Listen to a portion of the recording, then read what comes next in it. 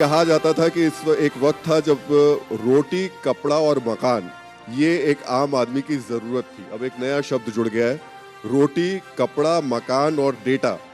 अगर डेटा आपके पास नहीं है तो आप समझिए कि फिर आपकी ज़िंदगी चलनी बहुत ज़्यादा मुश्किल है और उसके आप तक सही तरीके से पहुंचाने की जो जिम्मेदारी है वो अश्विनी वैष्णव जी की है। सर बहुत बहुत शुक्रिया पहले तो हमारे साथ आज इस जगह आकर के। बहुत सारे तमाम सवाल हैं जो कि लोगों से जुड़े हुए हैं, लोग उनके जवाब आपसे सुनना चाहते हैं, जानना चाहते हैं।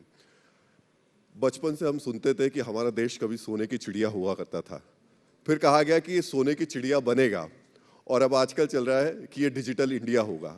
क्या डिजिटल इंडिया के जरिए भारत एक बार फिर सोने की चिड़िया बन पाएगा? सोने की चिड़िया भारत ज़रूर बनेगा।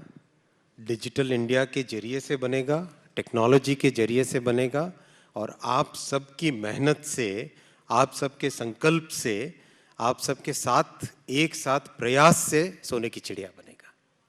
लेकिन इसमें अगर आपका विजन हम देखें, आपकी सोच आगे किस तरीके से इसके जरिए भारत को समृद्ध करने की है? बहुत क्लियर थॉट प्रोसेस है। 3 पार्ट्स।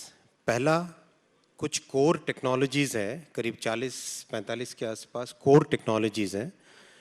इन सारी कोर टेक्नोलॉजीज़ को we must master, we must develop in a country, we must make them absolutely ruggedized core technologies, make in India, make for the world. That is the first part of the strategy. Second part of the strategy is create a series of public digital goods. जैसे UPI है, जैसे आधार है, जैसे digi locker है, इस तरह के public digital goods जो कि सबको अवेलेबल है। इस पूरे स्टैक को यूज़ करिए, स्टैक को यूज़ करके नए एप्लीकेशंस लाइए, नए इनोवेशंस करिए, then again create a very large scale. The third thing is, again, have some fundamental focus on the way some of the basic sciences, some of the core technological things are there, have a focus on them today itself, so that as and when those technologies mature, तब तक हम लोग उसको हम सब उसके लिए ready हो जाएं। ये 3 स्ट्रैटेजीज पे एक साथ काम कर रहे हैं।